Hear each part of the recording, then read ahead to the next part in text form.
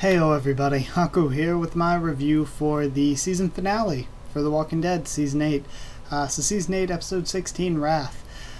Generally, I thought it was very good, but there are some things I'm a little bit about, mostly just the epilogue kind of scenes, which were the ones I was almost sort of the most excited for when I was actually watching the episode. But either way, let's all talk about this episode a bit.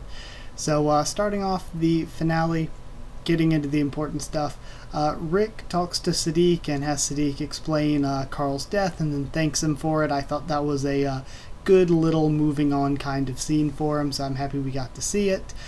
Morgan is continuing to go crazy, ends up knocking Henry on the ground, almost kills him, possibly, potentially.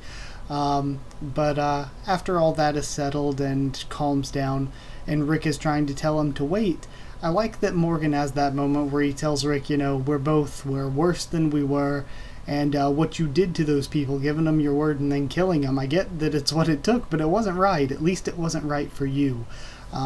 So I really, really liked that scene, even that Morgan is most certainly not the voice of reason, but he was a voice of reason maybe for Rick. So I thought that was an interesting role for him to play in the episode. Then we have the scene where Eugene shows up at the sanctuary and Negan, Laura, Eugene, Gabriel load up in a car. They all leave with the rest of the ambush. Negan, I like, again, something that calls back to what I talked about for last episode, where I was like, Negan sort of... He killed Simon and was so angry at what Simon had done that he's basically doing what Simon was going to do anyway. He's basically giving up on what he thought to become Simon anyway. And it continues on with that, where the entire time Negan said, no, we don't kill people, we save people, people are a resource. And now here he is, sacrificing his own men, letting people who he said were a resource die for his cause. So again, a purposeful sacrifice of human lives is very much Negan going against his own spoken ideals. Then Gabriel jumps out the car, tries to run, and I love Eugene's lines here where he talks about where's your faith go when you need it most and all that. And that's when I knew, okay, he did something with the guns. Eugene's totally on the good guy side now. Because I was like, that's basically saying, this is your most time of duress, but have faith because it's all going to work out, because he kind of knew that it was going to work out at this point. Then Jesus brings Morgan back from from killing all lives back to all life is precious again, so Morgan just has a switch that's flipping off and on between kill nobody and kill everybody. He can't just find that balance. Moving on from that, the Saviors approach the hilltop. Tara and Cal organize all the people to escape out the back. Negan ambushes Rick's ambush with an even bigger ambush, as he says. The guns all malfunction, though, so, to say the least, the guns all malfunction, so the fight kicks off. But the fight kicks off with most of the Saviors already screwed, really. Tara, Alden, and some of the other prisoners that were among the Saviors. I don't know if there were any of the Hilltop people that stayed too, but some of them stay behind in order to hold off the Saviors. I don't know if Alden's accent is real. I don't know if it's the actor's real accent or if the actor is putting on the accent for the role. But either way, it's a little bit cartoony, a little bit over the top. But if it's actually the actor's real accent, then I guess I can't say that, really. The Oceansiders come in for the save on that front, though. Rosita saves Eugene from being killed by Regina. In the scene that looked kind of weird, because at first it looks like Eugene shoots them, flopping his gun around, but no, it's Rosita. Laura and the surviving Saviors then surrender. Rick and Negan have their final fight. It is what it is. I'm really disappointed that during all this, Dwight didn't really get a big moment. It felt like through all this, his character's been important in setting everything up throughout the season, and then they kind of forgot him a little bit for the climax, whereas other characters got more of a time to shine. But I guess you could make that argument for a lot of characters. A lot of characters here didn't really have that big a part because things ended so easily, weirdly easily. But yeah, Rick and Negan have their fight. All that happens. Negan is spared, causing Maggie to flip out and all that.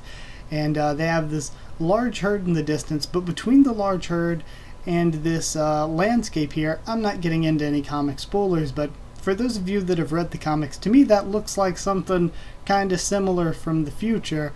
So yeah, I'm just going to throw out that looks like something kind of similar that I think they might be hinting at a season ahead of time, maybe. If that is next season, which I assume it would be. So either way, that's as far as I'm going to go. I'm I'm not going to go into any spoilers. But then we have the scene of Rick weeping under the tree that we've seen flash to at various episodes throughout the season. His mercy did outweigh his wrath, just like the... I think it was like a verse from... I don't know much about the Quran or anything, but I think it was a verse from the Quran that was my mercy prevails, or may my mercy prevail over my wrath, and then Rick's mercy did prevail over his wrath.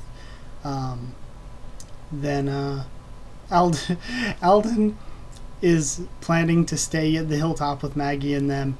And again, not going into comic spoilers, but there's a character called Dante that Alden is totally the TV show version of. I called that a few episodes back, I think, and now I'm completely convinced of it. I could be wrong, but I'm pretty damn convinced of it. Or at least he's going to take on part of that character storyline, I would bet. Daryl then banishes Dwight.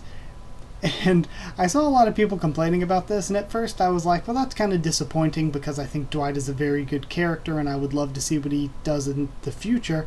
And I also think that who else should lead the sanctuary at this point but him? So I kind of felt like Dwight should have stayed in the story, so I was a bit disappointed personally.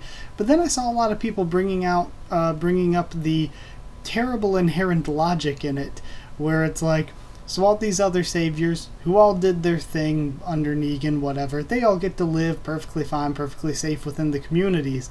But you're basically banishing the one savior that tried to help you out, the one savior that was on your side. So by that logic, yeah, it is pretty stupid. Of course, it's kind of a Daryl thing and not necessarily a they all came together and made this decision kind of thing. But either way, it seems like it's kind of bullshit. Morgan basically swaps places with Jadis, pretty much says, hey, you can head back to the communities, and then he starts living at the Heaps in her place. And we see, I guess, not really spoilers, but in the premiere for Season 4 of Fear the Walking Dead, Morgan is living at the Heaps alone, so that would mean... And again, that's not spoilers because that's literally the first minute of that episode. So I guess that means Jadis does leave there and she headed to the communities. Dwight goes back to his old house and finds a note from Sherry. It says honeymoon, so I'm thinking maybe that was his hint to go look for her wherever they had their honeymoon at. So I guess that's the next step on his journey. Carol, Ezekiel, Henry, and Jerry all returned to the kingdom, so now we're going to see the kingdom get repopulated, which is nice. The Maggie, Jesus, and Daryl scene, some people loved it, some people complaining a lot about it. It's okay, but it's really, really melodramatic, because I don't think anything's going to come of it as serious as what they're acting like. I think it's more going to be like, oh yeah, we're going to show him by just taking out Negan and showing, hey, we're still good, we're still perfectly fine. Or either the only thing they're going to disagree with him on is the handling of Negan. They're not like going to go to war with him or anything, but they really played it up to make it seem that way, I think, even though that's not how I think it'll go. I think they're just being super, super melodramatic and misleading in order to try to get people to watch the next season, and it might backfire in a little bit of a way because it was so heavy-handed and melodramatic. It might turn some people off by misleading them that way.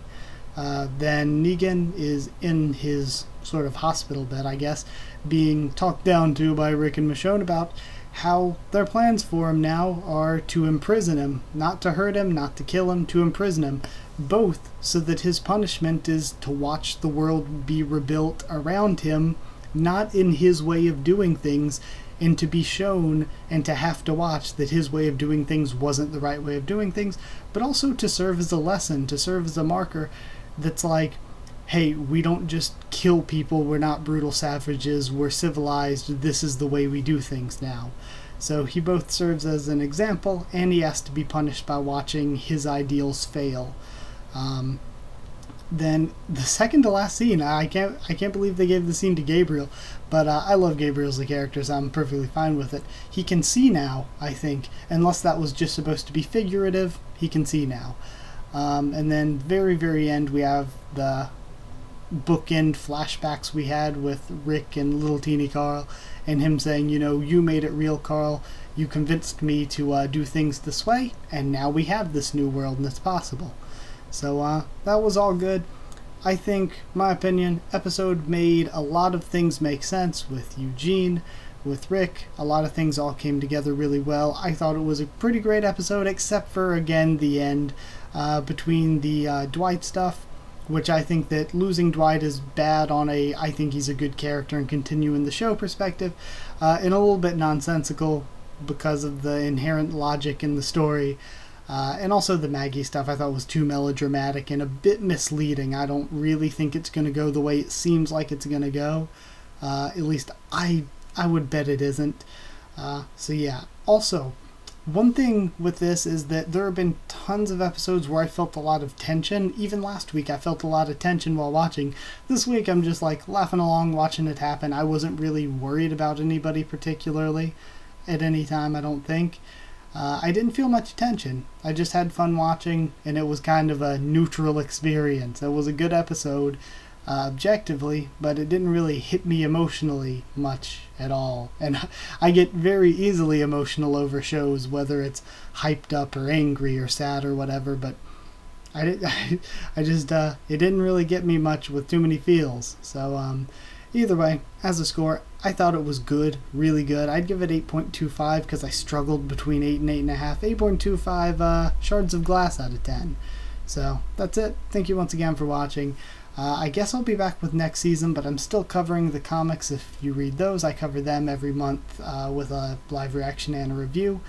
I'm not doing videos on Fear, though I am watching it, so we can always talk about it in the comments and on Discord or Twitter if you want. But yeah, like, comment, subscribe for more.